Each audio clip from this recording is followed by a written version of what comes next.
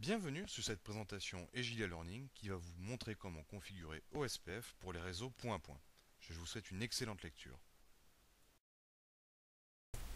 Nous allons voir dans cette vidéo comment configurer un réseau avec le protocole OSPF sur un réseau de type point à point. Nous avons donc deux routeurs qui ont chacun deux réseaux, le réseau 192.168.10.0, 11.0 et pour notre routeur de 12.0, 13.0. À chaque fois avec le masque par défaut en /24, c'est-à-dire 255.255.255.0. Entre ces deux routeurs, nous retrouvons un réseau donc de type point à point en /30, c'est-à-dire 255.255.255.252. Nous allons commencer par configurer le routeur 1, puis ensuite le routeur 2, et pour le moment je vais uniquement configurer les interfaces, et ensuite nous verrons comment configurer le protocole OSPF. Je vais donc commencer par le routeur Egilia 1. Pour le moment, il n'y a aucune configuration de fait. Je vais pouvoir commencer par lui donner un nom à l'aide de la commande hostname Egilia routeur 1. Je vais commencer par configurer la première interface, la fast 0/0, qui connecte les utilisateurs du réseau 10.0. Je lui donne par convention 10.254 comme IP avec le masque par défaut, puis je fais un no shutdown pour activer l'interface. On voit donc que notre interface passe en up. Je vais faire la même chose pour l'interface fast 0/1. Je lui donne l'adresse IP 192.168.11.254.255.255.255.0. Je l'active avec la commande no shutdown. Il ne me reste plus qu'à configurer mon interface serial 0/0/0. C'est l'interface qui est ici, qui connecte donc vers mon routeur Egilia routeur 2. Je lui donne donc comme adresse 212.25.32.5 et nous avons vu que c'était en /30, c'est-à-dire 255.255.255.252. Cette interface fournit le top d'horloge. Je lui donne donc un clock rate à 2 millions pour indiquer donc une vitesse à 2 mégas. Et je fais un no shutdown pour activer l'interface.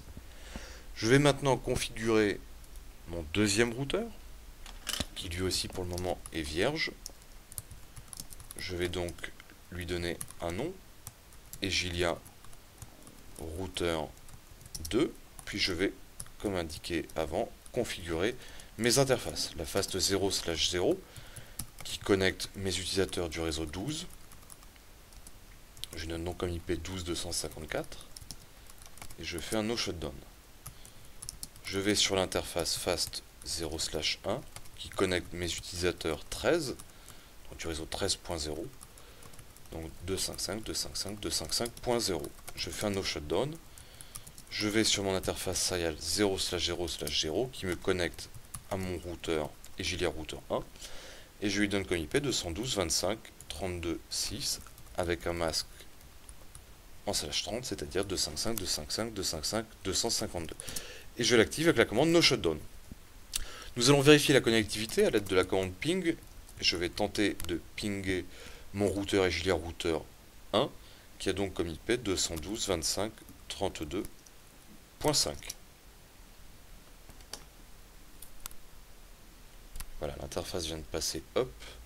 On devra avoir nos succès à nos pings. Voilà, donc les points d'exclamation qui indiquent que nos deux routeurs arrivent bien à communiquer entre eux.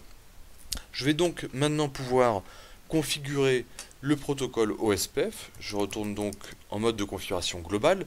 Je suis sur le routeur Egilia routeur 2.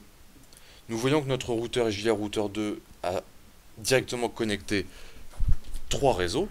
Le réseau 12.0, 13.0 et notre réseau 212.25.32.4.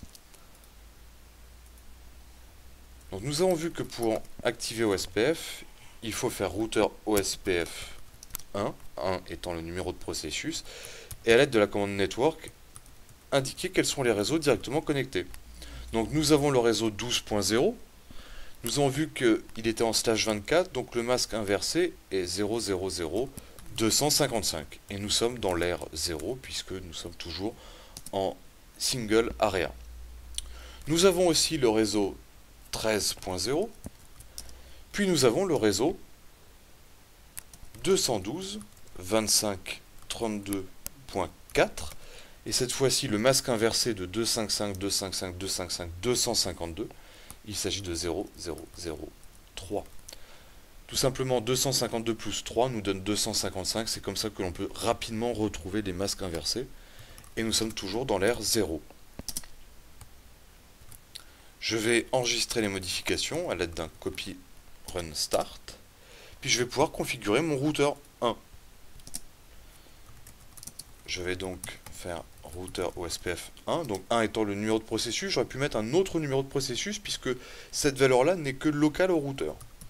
Et j'indique les réseaux directement connectés à mon routeur 1, à savoir le réseau 10.0, avec le masque inversé, toujours dans l'ère 0, le réseau 11.0, et finalement le réseau 212.25.32.4, avec comme masque inversé 0003, dans l'ère 0. À partir de maintenant, les routeurs vont tenter de créer les adjacences, donc les relations de voisinage. Et nous ne devrions pas tarder à voir que l'adjacence se crée entre nos deux routeurs point à point. Voilà, nous venons d'avoir le message. Donc pour le processus numéro 1, le réseau connecté à la serial 0/0 est passé de l'état de loading à l'état de full. Donc l'adjacence a réussi à se créer. Alors nous pouvons, à l'aide de la commande show IP route, voir la table de routage. Nous voyons pour le moment les routes directement connectées. Donc nous sommes sur le routeur 1, nous voyons le réseau 10.0, 11.0 et le réseau 212.25.32.4. Pour le moment, nos routeurs sont en train de s'échanger leurs informations et de construire leur base de données topologique. Alors nous pouvons commencer à regarder cette base de données topologique à l'aide de la commande show IP OSPF database. Et nous voyons que les routeurs ont réussi à se voir à l'aide de leur lien serré.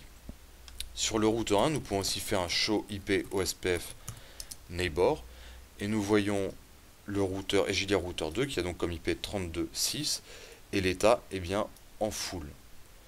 Nous pouvons aussi utiliser la commande show IP OSPF interface pour voir quelles sont les interfaces qui participent à notre processus OSPF.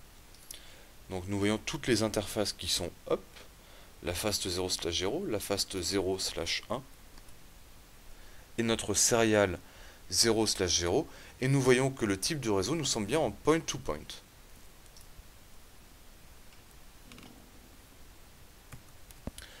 Je retape la commande show IP route et voilà, nos routeurs se sont échangés leurs informations via OSPF et sur le routeur Egilia routeur 1 nous avons bien atteint la convergence puisque nous voyons tous les réseaux 10, 11, le 12 et le 13 appris par le protocole OSPF et toujours notre réseau point à point connecté entre les deux routeurs.